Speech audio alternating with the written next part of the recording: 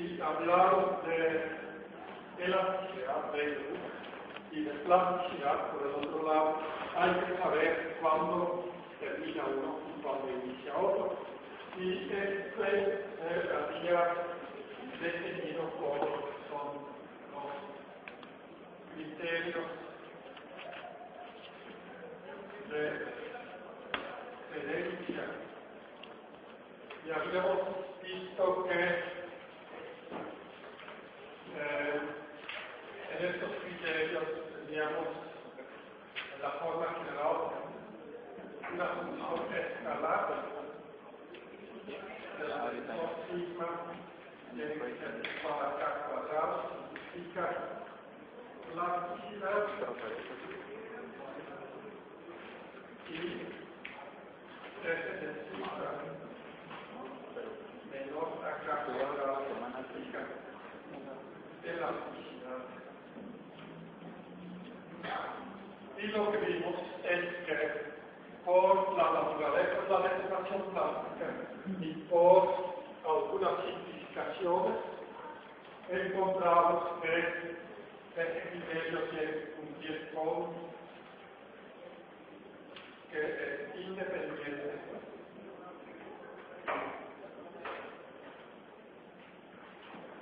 de P, y recordamos que P es un tercio abstracto de sigma. Y esto indica, o esto demuestra que podemos considerar únicamente la parte del desviador de elástico de fuerzas. ¿Qué es isotrópico?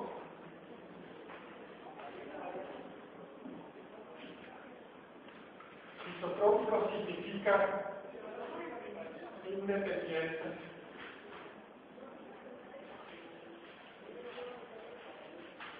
del sistema de referencia. Y con estos dos nos recordamos que podemos escribir que F de J2 J3 igual a K cuadrado. Nos permite agrupar los componentes del desviador de esfuerzos en dos invariantes que son suficientes para describir todo el asunto. Debe quedar claro, muy clarísimo, que esta formulación que tengo aquí y esta es exactamente la misma, porque J2 y J3 se pueden a su vez escribir en términos de los componentes de sigma. Habíamos visto que queremos que no hay efecto de Gaussian que se puede escribir que f de sigma tiene que ser igual a f de menos sigma. ¿Qué significa esto? Si invertimos el signo del tensor de esfuerzos, el criterio tiene que ser el mismo. Esto nos dice que si vamos a comprimir o si vamos a hacer el ensayo de fracción, el criterio de sedencia o el límite de sedencia será el mismo. Si tenemos torsión en sentido positivo o tenemos torsión en sentido negativo, el criterio da el mismo resultado. O para cualquier situación donde invertimos el signo de sigma, el resultado, el criterio de referencia, el que nos dice si estamos en rango elástico o plástico, nos tiene que dar el mismo resultado. Ahora, esto requiere, si el material ha sido previamente deformado, por ejemplo, si agarramos una lámina que ha sido pasado en una prensa para destapar el profundo y pasamos la lámina ya conformado a una segunda prensa, a un segundo proceso de conformado, esta hipótesis ya no es válida y se necesitan criterios mucho más avanzados, mucho más complicados y mucho menos entendidos para poder tratar este asunto a detalle. Pues estamos trabajando sobre esto para incorporarlo aquí en la unidad de investigación, pero pues no necesitamos ver esto en clase, lo podemos estudiar en una tesis de maestría o doctorado.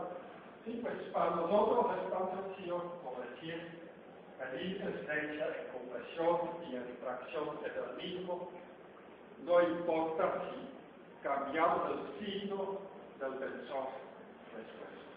Es una aproximación.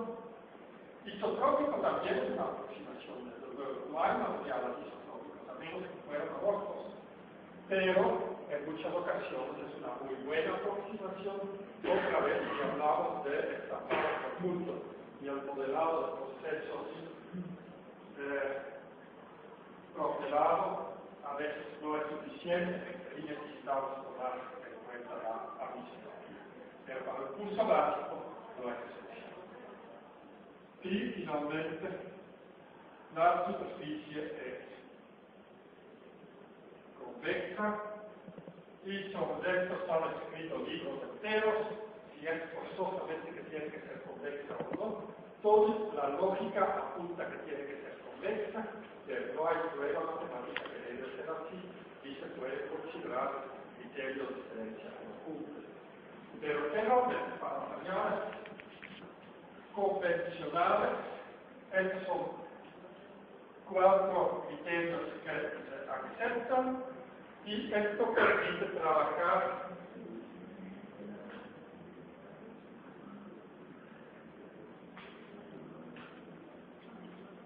en el plano pi y el plano pi es un hiperplano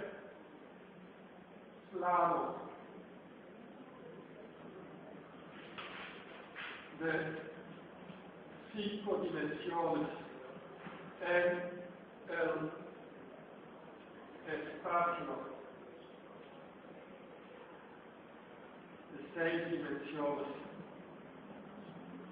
definido por los sigma y j. Tenemos 9 componentes de sigma y j, 3 de ellos son iguales a otros 3, pero quedan 6 componentes que podemos definir independientemente. Pues se puede buscar una base, que puede ser ortonormal, que no tiene que ser ortonormal, de 6 tensores, sigma y j, que definen una base, y luego todos los otros tensores se pueden definir como combinaciones lineales de estos 6 vectores base. Ahora, el plano pi está definido por sigma y i igual a 0. Esto es un plano a través del origen, pero como estamos en 6 dimensiones, esta ecuación reduce el número de variables independientes a 5, pues este plano todavía tiene 5 dimensiones, y 5 dimensiones, por mucho que lo intentamos, no lo podemos dibujar, no lo podemos ni siquiera imaginar. ¿Sí? Nuestra percepción termina en 3 dimensiones, y todo lo demás es matemáticas que no podemos visualizar. Y honestamente, si yo fuera una computadora con esto, estoy perfectamente contento. En el sentido es que no tengo deseo de verlo, nada más opero sobre numeritos. Pero para un grupo de estudiantes que por primera vez estudia plasticidad, es interesante visualizarlo y se puede utilizar el sistema de referencia principal, donde ahora el tensor sigma tendrá como componentes sigma 1, 0, 0, sigma 2, 3, evidentemente simétrico, y el plano pi tiene como definición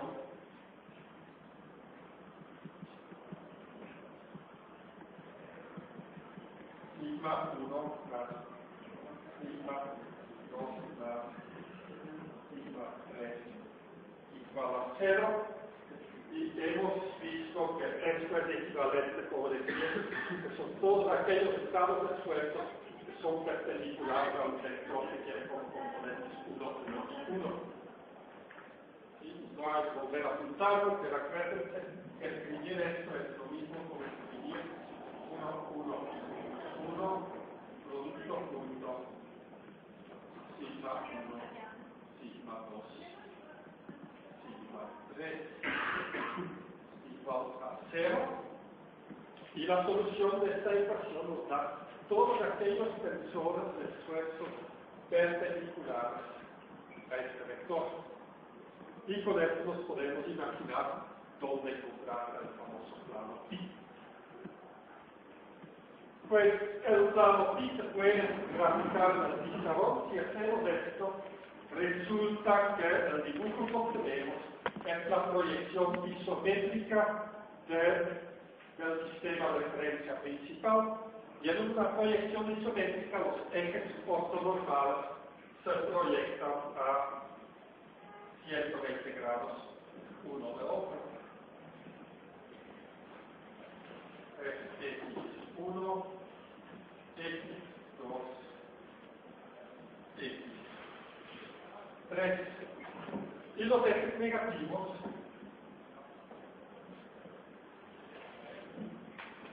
se proyectan por el otro lado. Ahora hay que recordar que el pizarrón se convierte en plano pi. Lo que indicamos escribiendo aquí una pi mayúscula. Si el pizarrón se convierte en el plano pi, los ejes están fuera del pizarrón, apuntan a un ángulo de 57 y pico grados para afuera, respectivo de ustedes, mientras que los ejes negativos pasan a través del pizarrón y la pared hacia el siguiente pizarrón. Pero esto nos permite definir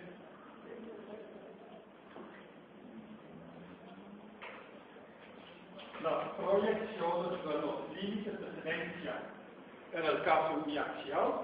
Pues el límite de diferencia en el caso uniaxial, ¿dónde está aquí? Pues va a estar en dirección x1, vamos a tener sigma c, en x2, x3 tenemos 0. Y el tensor se convierte aquí en sigma c, 0, 0, y esto a su vez se va a proyectar en el pizarrón como sigma c, o menos sigma c, menos sigma c, sigma c, sigma c, menos sigma c. Y lo que vamos a decir es que el criterio de fluencia tiene que dar el límite de excelencia del ensayo uniaxial en cada caso. Con presión, tracción, X, Y, Z, siempre tengo que volver a encontrar el límite de excelencia de mi ensayo de tracción. Es decir, utilizo el ensayo de tracción para calibrar mi lugar geométrico en la fluencia. Y esto es otro concepto muy importante que repasamos en la clase anterior, es el concepto de lugar geométrico. La colección de todos aquellos puntos en el espacio que cumplen con una cierta condición.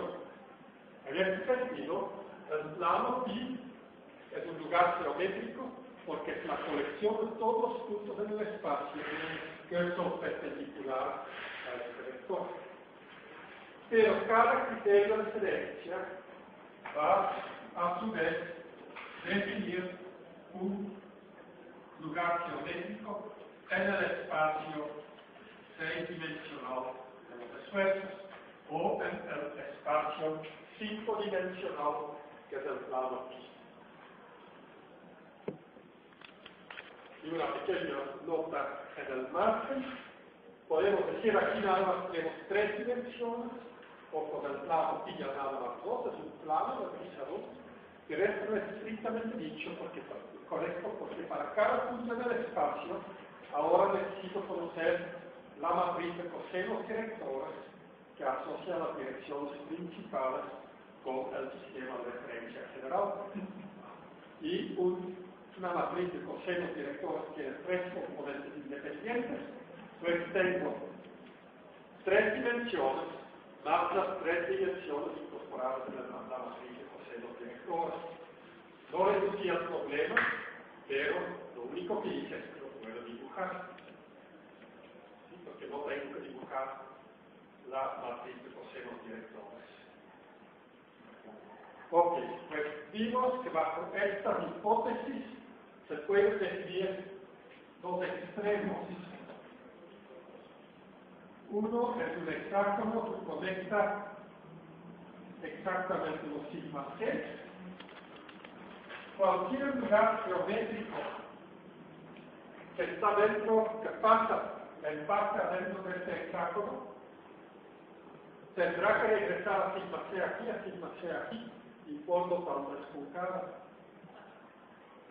Hay otro lugar geométrico, se puede definir, que va perpendicular a los ejes y que cruza a través de los sigma c.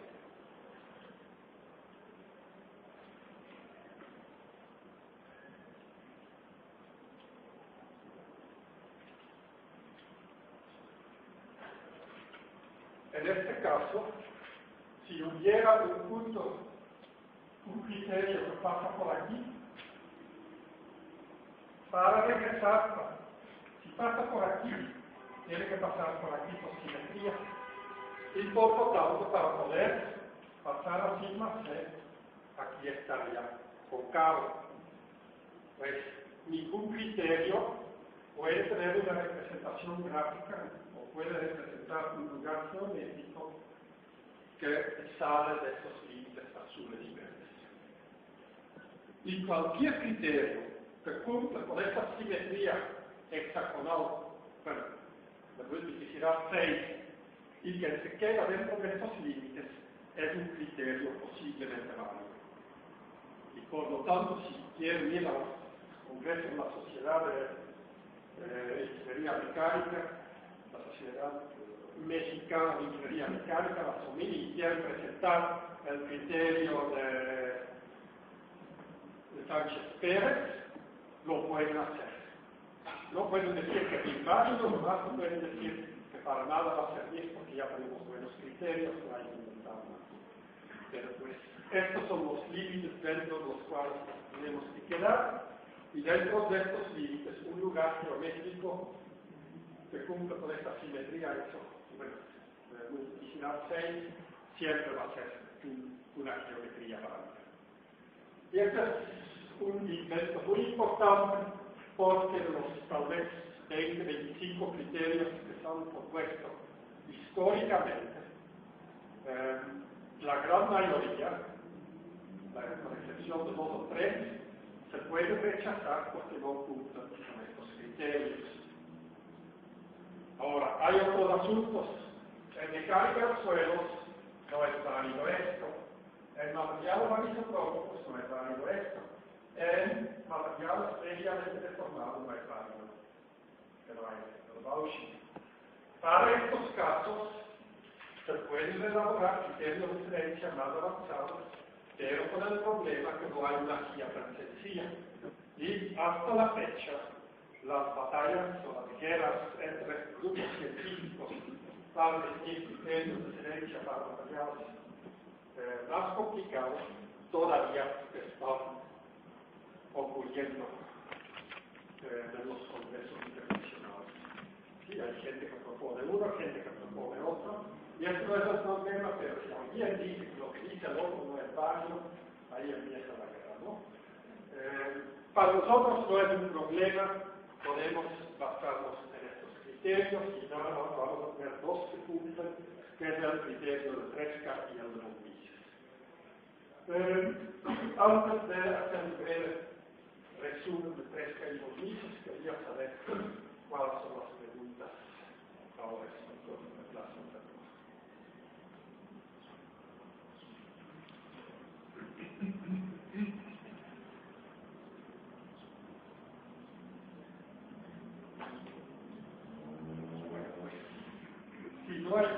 vista, les tengo que hacer de todos modos un par de anuncios. Pues la siguiente semana estoy en Portland. Pues históricamente, la primera persona para presentar un criterio de excelencia fue en realidad Coulomb, el mismo que tiene la unidad de carga eléctrica y el mismo que tiene o que desarrolló las leyes de fricción de Coulomb. Pero también se dedicaba a mecánica de suelos y él definió un criterio de excelencia que podía depender de la presión hidrostática. Años después, un señor Tresca simplificó el criterio de Coulomb, eliminando la dependencia de la presión hidrostática, haciéndolo aplicable a metales, pero ya no tanto la mecánica de suelos.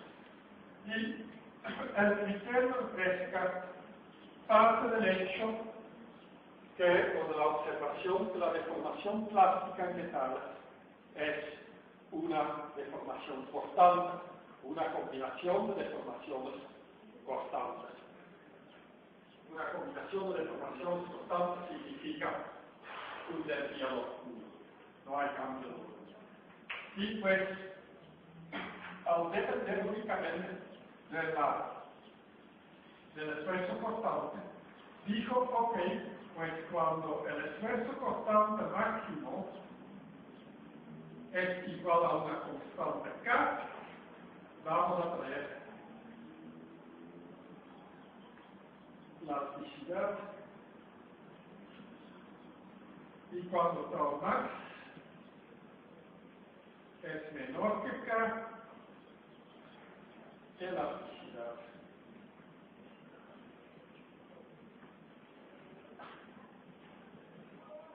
Y pues pueden decir, si tau max mayor que K, ¿qué pasa? No pasa nada. Pues lo pueden ir a ver en un partido de fútbol americano, donde hay dos equipos, los dos bien pesados, que empiezan a empujarse uno a otro para pues, iniciar la jugada. Pero resulta que cuando el equipo más débil empieza a retroceder, el equipo más fuerte no puede empujar más duro porque no hay contra qué empujar. Pues la fuerza máxima es aquella que resiste el lado más débil. Y por mucho que los otros son más fuertes, pueden empujar más duro, si no hay contra qué empujar, pues no pueden aumentar la fuerza. Siempre y cuando nos tomamos en cuenta que esto es la inercia. Pues no podemos tener un esfuerzo que es mayor de lo que puede resistir el material. Esto sale del principio de acción y reacción del grupo. Por lo tanto, el caso mayor que K no ocurre en la física, ocurre en métodos numéricos como un caso hipotético que nos sirve para decir que el cálculo ya se pasó de onda. Y si estamos fuera del rango numérico de la sugerencia, la computadora sabe que está mal y que tiene que regresar para cumplir con esa igualdad. ¿Sí? Pero para nuestras clases de cálculo a mano, no tenemos que preocuparnos de más. Vemos otra cosa, no aparece la K cuadrada, aparece simplemente K. Esto es porque Coulomb todavía, perdón, Tresca era un simple ingeniero civil que no sabía mucho de matemática y que no se preocupaba de la exactitud del asunto, simplemente diciendo que K tiene que ser positivo, ya estamos del otro lado. Pero después, gente como Einstein y von Mises consideraron que hay que poner el cuadrado para asegurar la positividad de la constante. Muy bien, tau max mayor que K. ¿Dónde encontramos tau max? Pues si dibujamos el círculo de Mohs, vamos a pensar que tenemos sigma 3, sigma 2, sigma 1, un estado completamente triaxial de esfuerzos, Se puede demostrar, no lo hemos hecho y no he visto un curso donde se hace expresamente, se pueden definir tres círculos de Mohr. Uno en el plano que corresponde al eje X2, X3, como si fuera un esfuerzo plano, lo que hemos estudiado, pero tomando en cuenta 2 y 3. Otro en el plano 1, 2.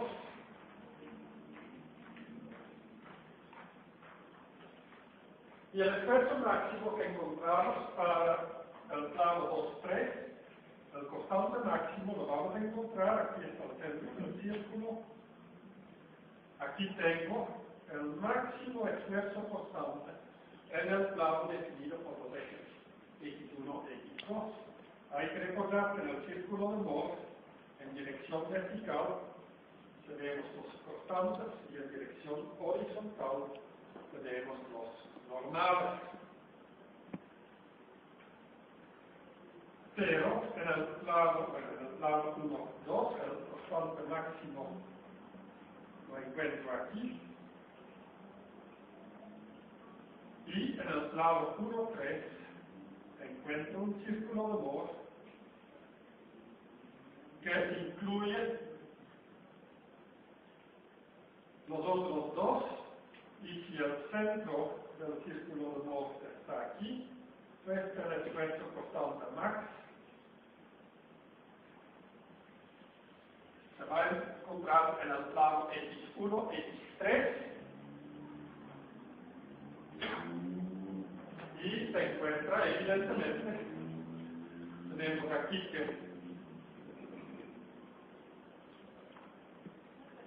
2θ igual a 90 grados, o siempre, como ya sabemos, el esfuerzo constante máximo se va a encontrar a 45 grados de los esfuerzos principales.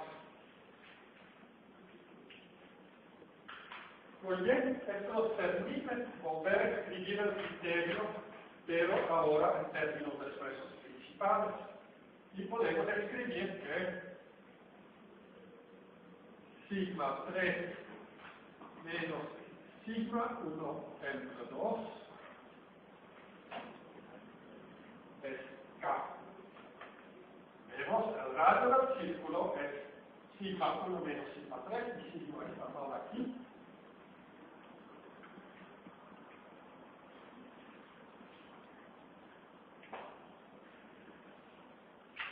Y esto es la forma en la que generalmente encontramos el criterio 3K.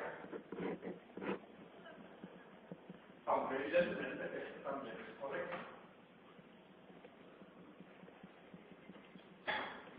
Muy bien, hay ahora una duda. Tenemos que determinar el valor de K.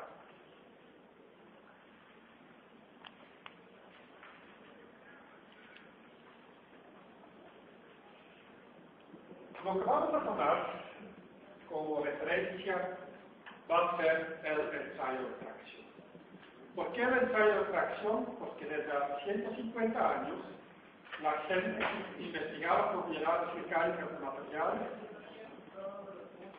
y pues tal vez vale la pena decir por qué, pues estaban desde 1830 se estaban haciendo trenes de vapor y grandes puentes de hierro solado, y luego de vez en cuando pasaban accidentes. Uno de los más interesantes por allí de los 1874, si bien me acuerdo, donde la caldera de un tren explotaba en una estación lleno, creo que era por un descarrilamiento, por fractura de las vías o las ruedas del tren, no me acuerdo, y pues unos 1400 muertitos. Y así hubo varios accidentes donde la gente se empezaba a dar cuenta que tenían que entender mejor las propiedades mecánicas de los materiales, y surgieron tres ensayos: compresión, tracción y dureza, y el que resultó más reproducible, que daba los resultados más precisos, era tracción. Si a alguien en aquel entonces hubiera ocurrido que tendría que ser constante puro agarramos una lámina y la deslizamos así, pues tal vez hoy en día todo se calibrara con constante puro. Pero constante puro son ensayos muy difíciles de controlar, la cinemática del equipo que se requiere es complicada y por lo tanto el estándar es el ensayo de fracción y todos los criterios se van a calibrar con este ensayo. Y pues decimos que en fracción tenemos sigma 1 igual al límite de diferencia y sigma 2 igual a sigma 3 igual a 0. Y desde luego la razón porque no utilizamos compresión es que por la fricción entre los pulsones y la pieza no siempre se puede garantizar esta compresión. Y compresión es tecnológicamente más difícil que fracción. Aunque la preparación de probetas para fracción es más complicada que para compresión.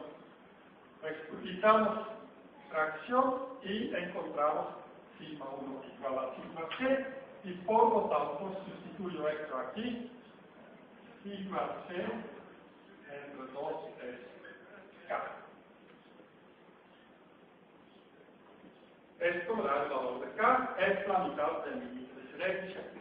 Y no sé si se acuerdan cuando hicimos un ejercicio de círculo de Mohr con una barra cilíndrica que tenía flexión y torsión, dije que para deformación plástica, para ductilidad, utilizábamos la mitad de sigma c para determinar si el material empezaba a deformar o no.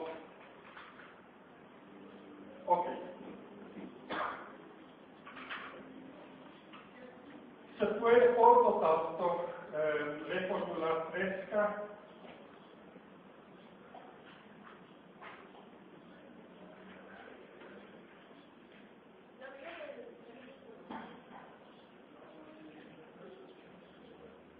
si sustituyo este valor aquí, encontramos sigma 1 menos sigma 3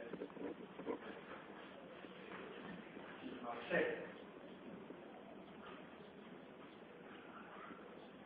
Ahora, los cálculos que vamos a hacer cuando utilizamos tau max igual a k, si queremos calcular tau max, de todos modos hay que calcular los esfuerzos principales.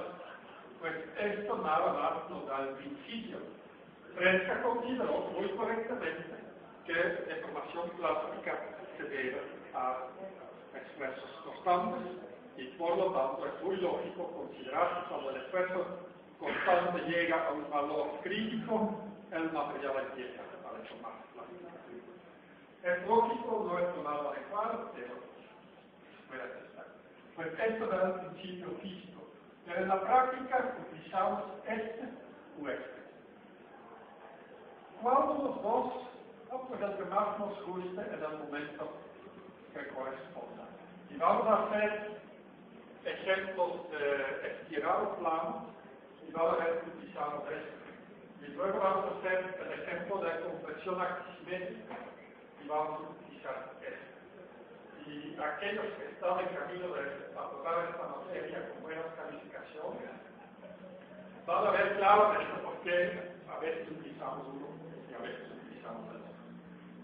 Hay que ver claramente que los dos son exactamente lo mismo. Es simplemente para reducir la cantidad de talacha que elegimos uno y otro. Muy bien. Hay aquí dos asuntos que se consideraban como inconvenientes en este criterio. No estamos listos todavía, tenemos que decir otra cosa, pero aquí el dibujo. El criterio de Fresca define un lugar geométrico, pero es imposible imaginarse qué significa esto geométricamente. Y pues se puede definir el lugar geométrico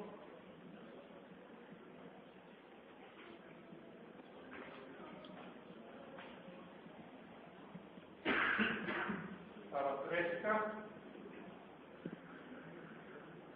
que en el plano I, no lo voy a demostrar expresamente,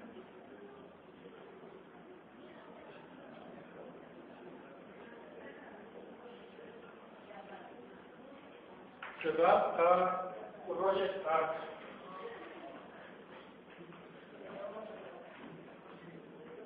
de esta manera.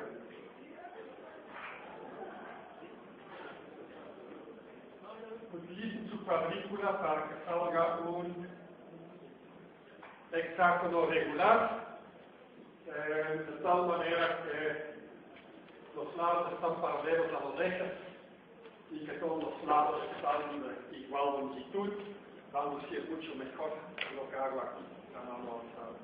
Sabemos que estos puntos corresponden a sigma C.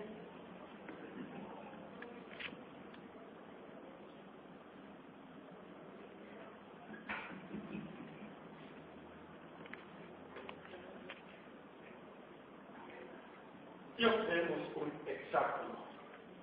¿Cómo interpretamos este hexágono?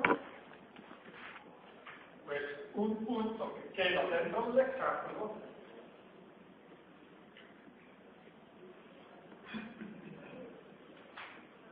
será un estado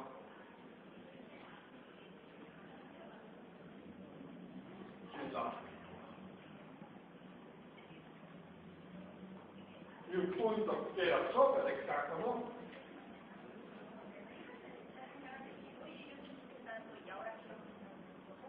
es un estado plástico. Pues si estamos ahí, sabemos que el material está en un proceso de formación permanente. Y si descargamos, reducimos los esfuerzos aplicados a cero, el material no va a regresar a su forma original. Recupera la parte elástica y se queda la parte plástica. Y cualquier cosa afuera no lo voy a dibujar porque físicamente no es posible. Estos dos corresponden a signo igual y menor respectivamente. Pues es interesante ver esto es el plano pi. En coordenadas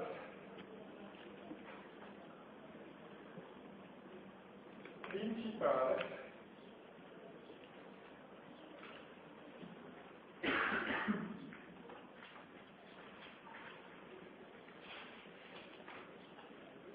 este dibujo se les recomiendo muy fuertemente que lo buscan en el internet, que lo copian de ahí, que lo peguen en sus apuntes, porque es realmente difícil de dibujar a mano alzada. En coordenadas principales, el hexágono de Tresca estará proyectado en un plano que hace un ángulo igual con los tres ejes. Y el centro del hexágono es el origen. Pero ahora si sumamos a la ecuación del plano pi una presión hidrostática fija, vamos a encontrar puntos sobre esta línea y para cada uno de estos puntos el criterio tiene que ser igual. Es decir, en las tres dimensiones del espacio de esfuerzos principales, en realidad el criterio Tresca define un prisma hexagonal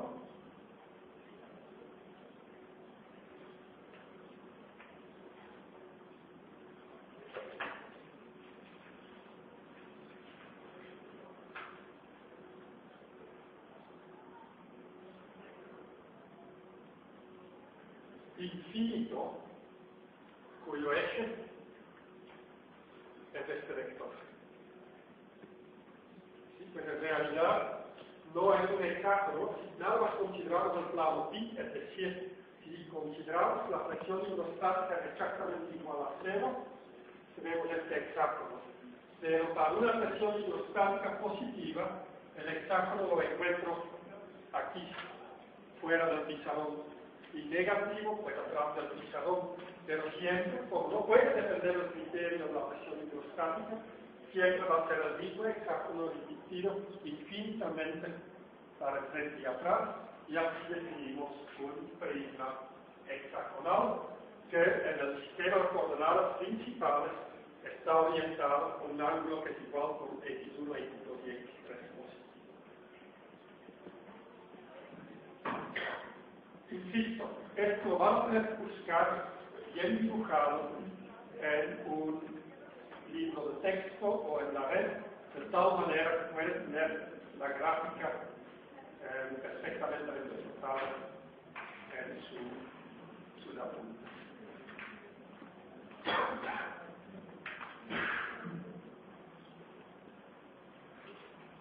Lo que en muchas ocasiones se considera es un esfuerzo plano.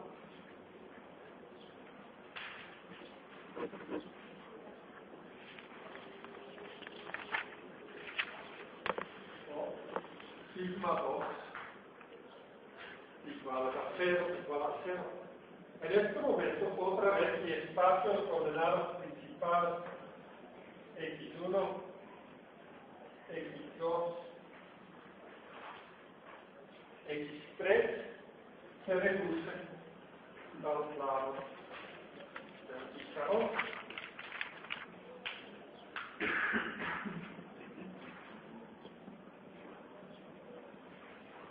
Y nuevamente sabemos que para tracción en dirección de x1 tengo el criterio tiene que pasar por el límite de excelencia. Tracción en dirección de x3, el criterio tiene que pasar por el límite de excelencia con presión sigma c, con presión sigma c, o vamos a decir menos sigma c, si consideramos que el límite de excelencia es un número positivo.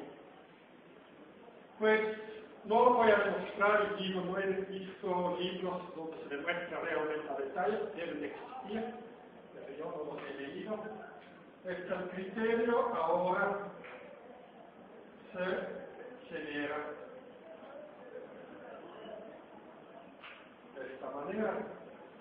Y este dibujo lo tienen que considerar, es muy sencillo. Es la sección plana x1, x3 a través de este prisma hexagonal. Si vemos el plano pi, el hexágono es regular. Si lo intersectamos a un ángulo, el hexágono tiene que tener 6 lados, pero ya no es regular. Toma esta forma. Y esta es una forma muy usada para ilustrar y para trabajar con el criterio de Fresca. O es decir, otra vez, cualquier punto aquí adentro representa un estado elástico y cualquier punto aquí va a representar un estado plástico.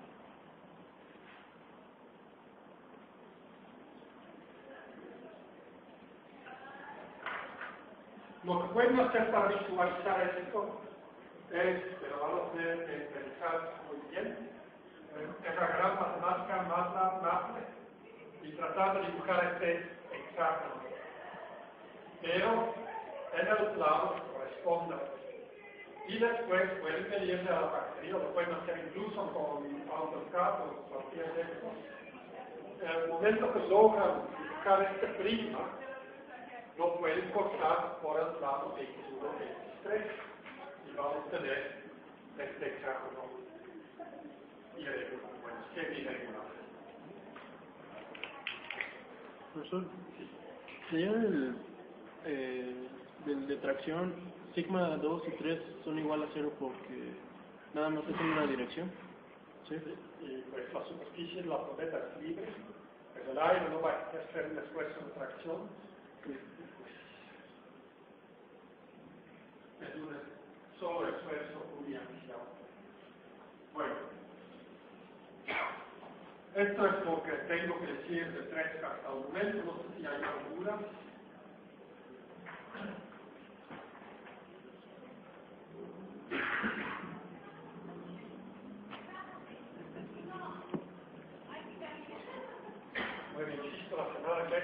tener que estudiar esto a mucho detalle, pues regresando todavía el tiempo para preguntas.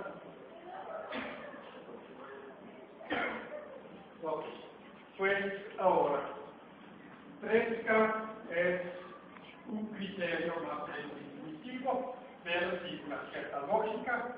Vemos también que, aquí ya volver el dibujo, pero que el criterio de 3K es justo el lugar más pequeño que podemos definir, era el hexágono. Creo que en el dibujo venían ver, lo pueden checar regresando dos páginas.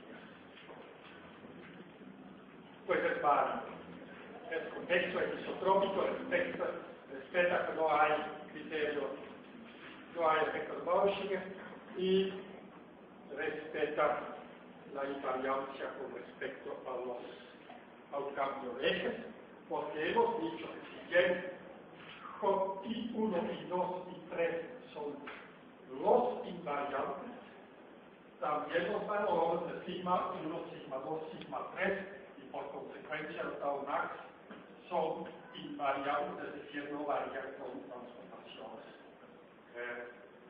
sistemas de referencia.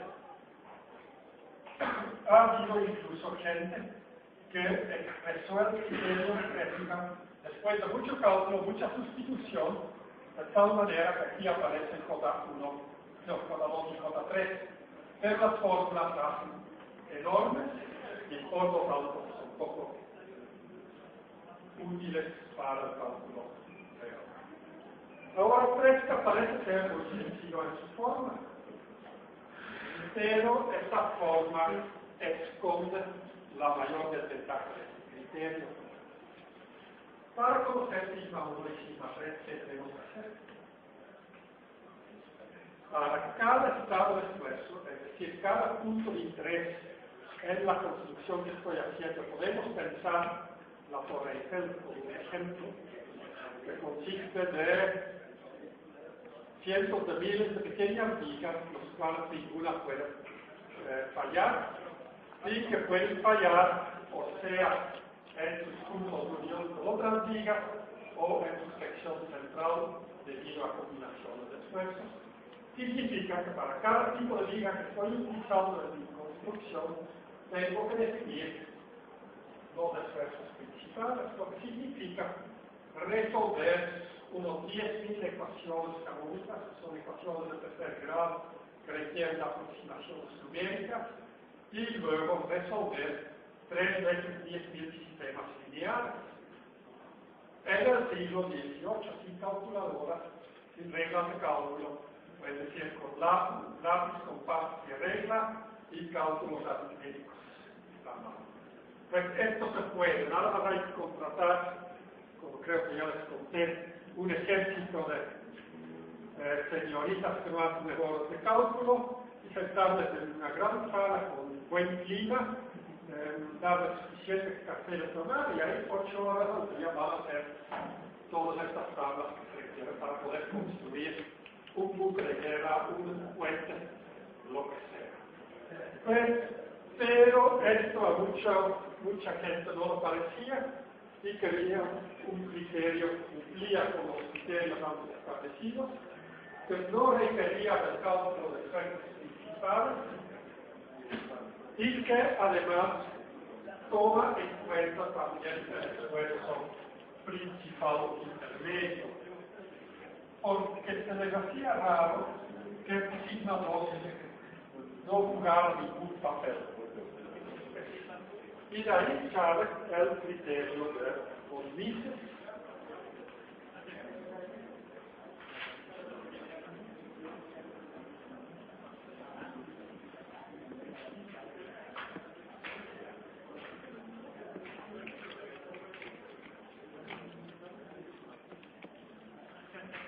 Von Mises era un ingeniero alemán que más que nada se interesaba para la estadística, pero que al final por la pura necesidad se tuvo que dedicar a la Universidad de Río al diseño de los primeros aviones de combate para la Primera Guerra Mundial.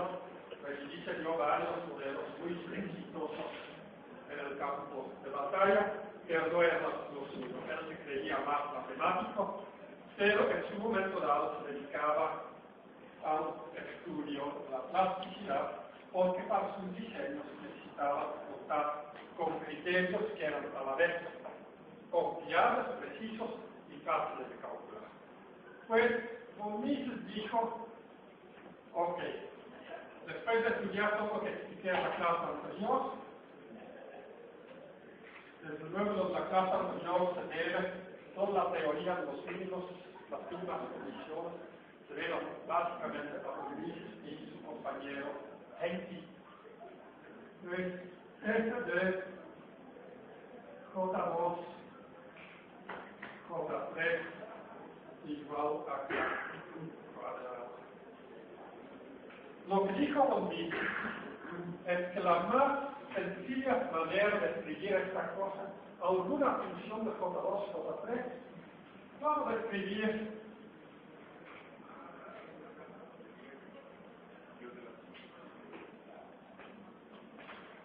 nos olvidamos de J3, nos ha demasiado complicada la vida, nos olvidamos de darle una forma elegante a la función, simplemente escribimos una igualdad.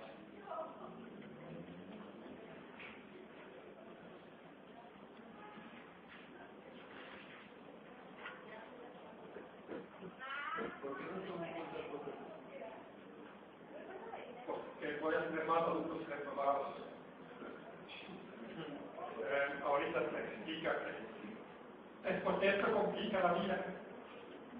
Pues, digo, lo que queríamos decir es algo que es fácil de calcular, que es preciso y que funciona.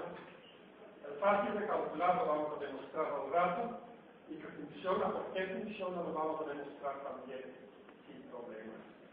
Es una manera muy simplista, ¿sí? Decir que en vez de una función por cuadrado, cero, exponencial, o lo que sea, simplemente una igualdad, y además despreciable de J3, pues parece realmente simplista, pero resulta que no necesitamos nada más.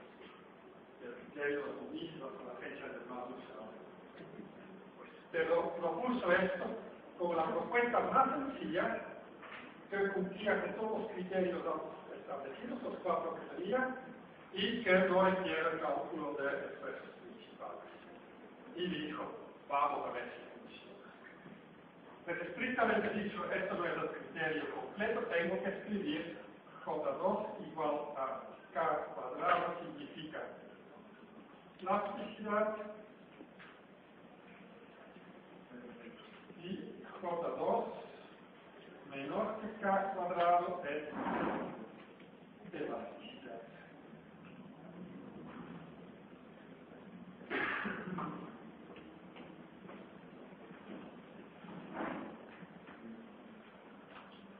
Bueno, aunque no se dieron cuenta el día martes, realmente estaban preparando esta clase, porque todos calcularon sin errores, o en esto espero, nada más califiqué como unos 10 exámenes, como 3 ya son aprobados, y los otros simplemente no demostraron nada, no respondieron la pregunta.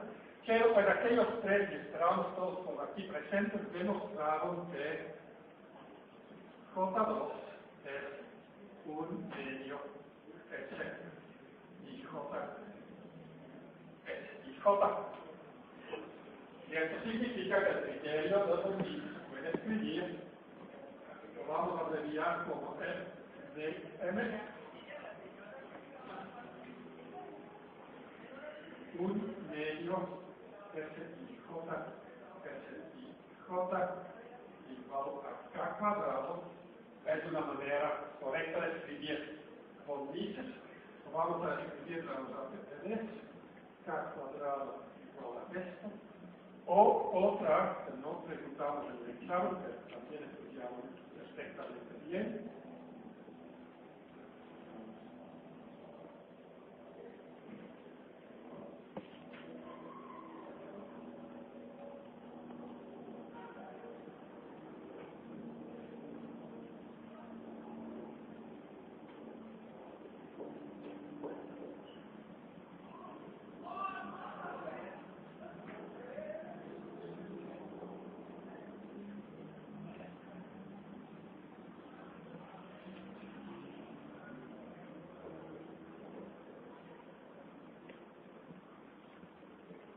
Esta es la otra forma.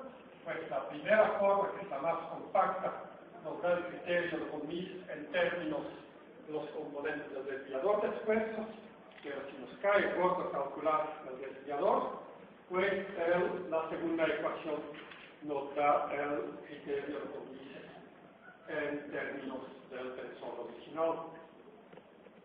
Ahora, fíjense que, comparado con Tresca, lo voy a anotar, pero no hay que anotarlo porque ya lo tienen en sus apuntes. Si quieren Tresca, sigma 3 menos sigma 1 entre 2 igual a K,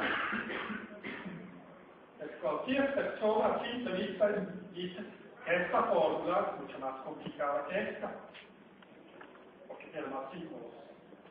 Pero no es cierto, porque para conocer estos dos, necesito resolver una ecuación cúbica y tres sistemas de ecuaciones. Pues para sacar estos, o nada más sustituir estos numeritos, pues este está mucho más fácil. Y la K cuadrada, pensando en el siglo XVIII, que no había calculadoras, tiene otro propósito. No voy a calcular raíces cuadradas, comparo aquí con el cuadrado y no con la raíz cuadrada del lado derecho. Pues cumple, toma en cuenta los 6 componentes del tensor de esfuerzos y no requiere calcular esfuerzos principales. Y la cuestión es, como aquí ya dijo un compañero, ¿y esto será sensato? Pues se dice en los libros de texto que Tresca lo formuló nada más por fácil y que después Henry demostró que en realidad lo que tenemos es un criterio donde la energía de distorsión elástica, cuando llega a un valor crítico, va a deformarse el material. Cuando está por debajo de este valor crítico, el material no se deforma. ¿Se acuerdan la fórmula para W' elástica?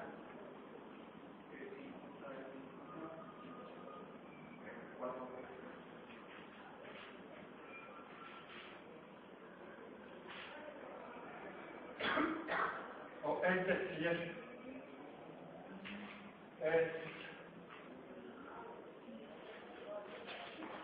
J2 entre 2G. Pues si comparamos con Mises y esto, pues significa que el trabajo de distorsión elástico crítico será igual a